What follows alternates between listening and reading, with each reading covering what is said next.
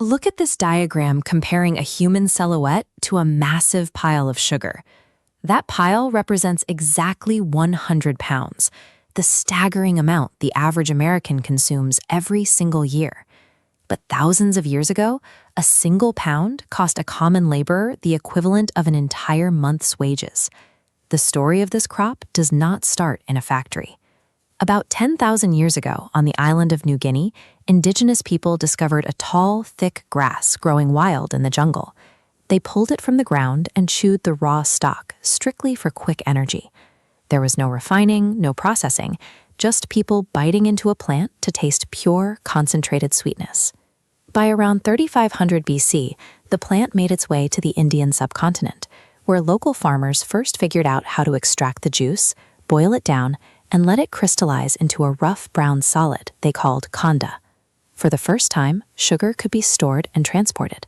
It was a technological leap that turned a fragile grass into a highly desirable product.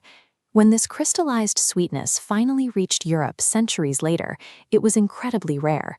Apothecaries locked it behind their counters, right next to opium and rare spices. European doctors prescribed it as a sacred medicine for stomach ailments and eye infections. The problem was geography. Sugarcane demands a tropical climate. It dies in freezing European winters. Arab traders had perfected refining techniques during the Islamic Golden Age, and the city of Venice capitalized on this by holding a tight monopoly on European imports. The supply chain was incredibly expensive and heavily bottlenecked. Europe developed a massive, insatiable craving for this elite medicine, but they had almost no access to it. That unmet demand created an economic vacuum, one powerful enough to push European monarchies across the ocean to find new lands. In the 1400s, Portuguese explorers colonized Atlantic islands like Madeira and São Tomé, discovering climates perfectly suited for growing sugarcane. But cultivating this crop requires extreme, back-breaking labor. The stalks must be cut by hand in brutal heat. Initially, Portugal tried using convicts and poor European laborers for grueling 18 to 20-hour shifts. When workers quickly dropped from exhaustion and disease, plantation owners pivoted, testing a horrifying solution. They turned to enslaved Africans to work the island plantations. Harvesting the cane was only the first danger. Once cut, the juice spoils in hours. Workers had to feed the tough stalks into massive, constantly running grinding mills. Accidents were constant. Plantation owners kept hatchets stationed near the rollers to quickly sever trapped limbs before a worker's entire body could be culled through.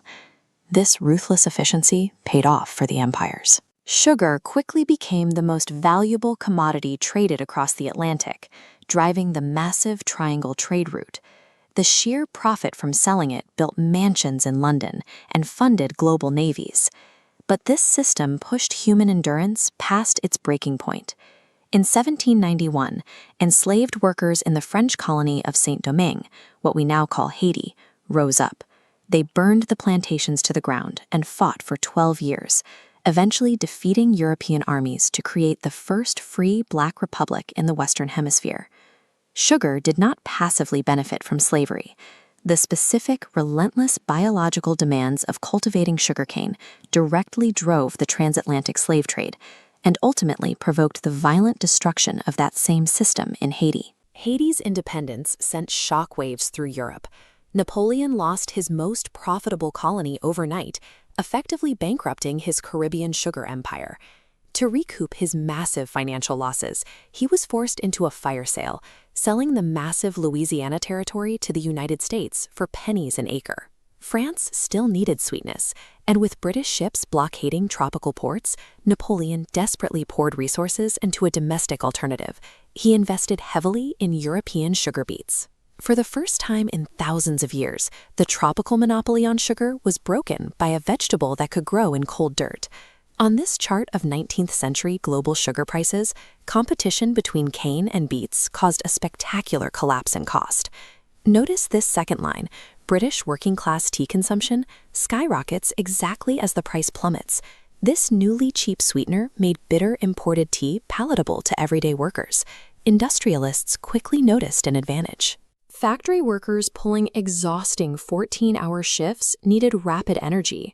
Heavily sweetened tea and cheap jam sandwiches provided fast calories that kept laborers moving, sparing factory owners the expense of providing substantial, nutritious meals. In less than a century, sugar completed a total evolution.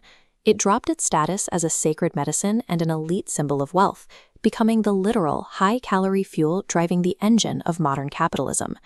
Moving into the 20th century, mass-processed consumer goods exploded in popularity. But as sugar consumption climbed, so did health issues.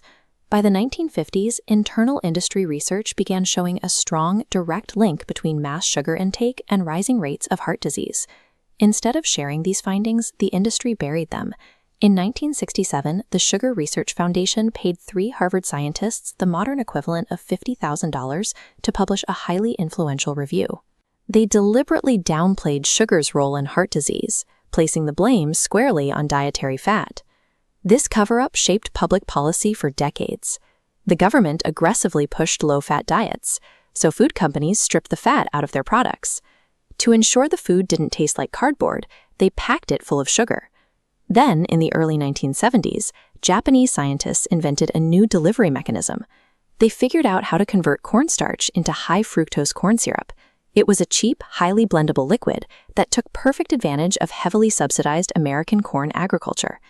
Take a look at this visual breakdown of a typical grocery cart. Once this cheap syrup hit the market, it infiltrated almost every processed food on the shelves, from supposedly healthy yogurt to basic bread and pasta sauce. Without even realizing it, modern consumers are eating double to triple their daily recommended limits. And when those hidden sugar stacks translate into modern health statistics, the biological consequence is stark. Over 42% of American adults are classified as obese, and tens of millions live with type 2 diabetes or prediabetes. A wild stock from the jungles of New Guinea evolved over 10,000 years. It went from a sacred medicine to the cause of brutal empires, and finally into a quietly devastating staple of our daily diet. It is the most powerful, invisible geopolitical force sitting right inside your kitchen.